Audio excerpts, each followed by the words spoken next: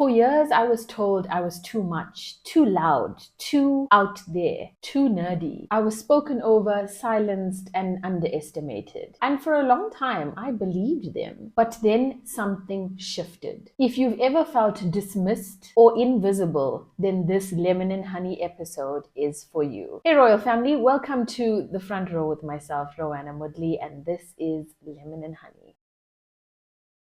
Family words chipped away at my confidence, and I took those words very seriously because it was a core memory for me. It happened in my early development stages of life. So whatever my family members said to me, I thought were true. Don't eat too much. You're so fat already. Why are you so loud? Oh my God, who does dancing? Only weird people dance. Why are you so nerdy and geeky? Why is your body the way that it is? You're the only one that speaks so much. You're too loud. I don't want to play with you. I don't like being around you. All of this had a negative impact on me, and it stayed with me through to my adult life. I felt insecure because I believed all of these comments. When I was in toxic work conditions, I experienced bosses who would praise other people for my work, who would not give me the recognition I deserved, and who would treat me like I was nobody. I experienced prejudice, hate, and many more negative behavior towards me. And because I had not experienced good things from people that were close to me, i.e. my family, I thought perhaps this is actually true.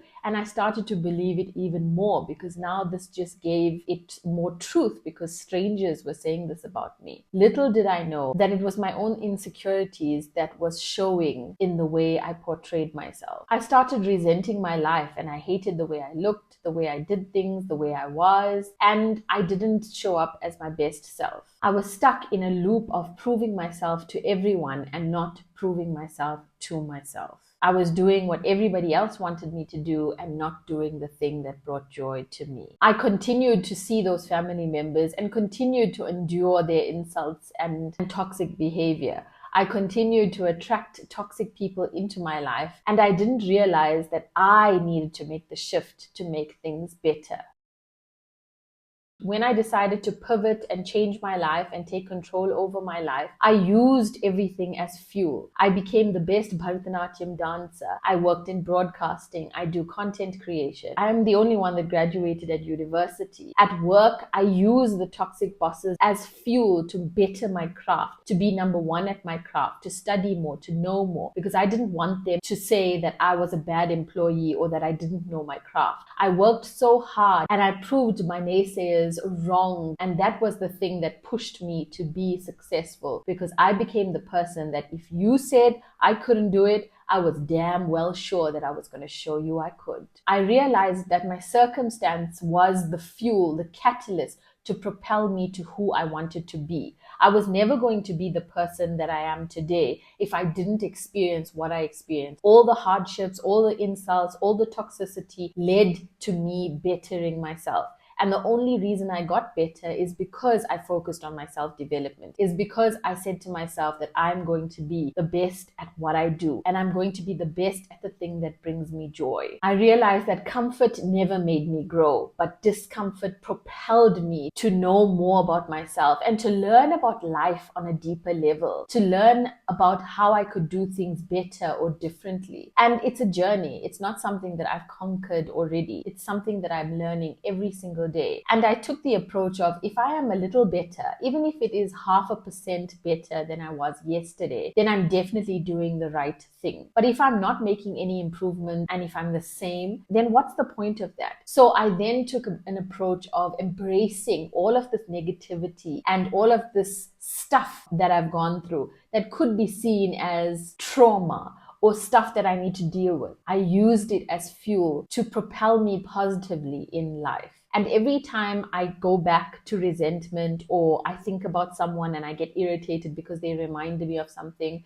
that they've done, I quickly pivot. That doesn't mean that I'm welcoming more toxicity. That doesn't mean that I'm welcoming more negative people in my life. It just means that I'm choosing to take whatever I've experienced in the past and spin it in my favor. And I now know what I want and I know what I don't want.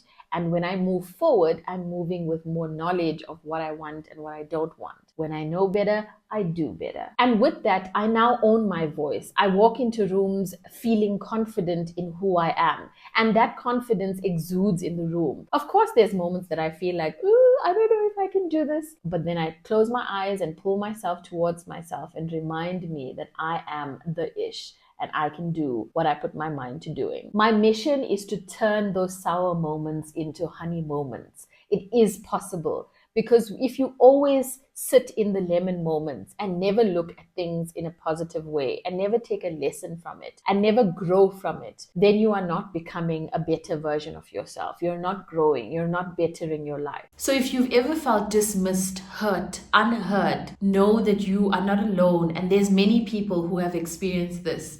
You are enough and you are worthy. All you have to do is put the work in, do the self-work, love yourself enough to propel yourself. Use the things that you have experienced as your superpower to prove those people wrong and live your best life. I thank you so much for choosing the front row. This Lemon and Honey series has been an absolute pleasure and I had so much fun doing it. I hope that my stories have ignited something in you to be a better version of yourself. I hope that you will take your lemon experiences and turn them into honey moments. Thank you so much for choosing the front row. And this is the end of the Lemon and Honey series. So do let me know what you thought of the series and if you want more episodes like this. And it's time for me to get back to my normal filming schedule. Until the next video, cheers.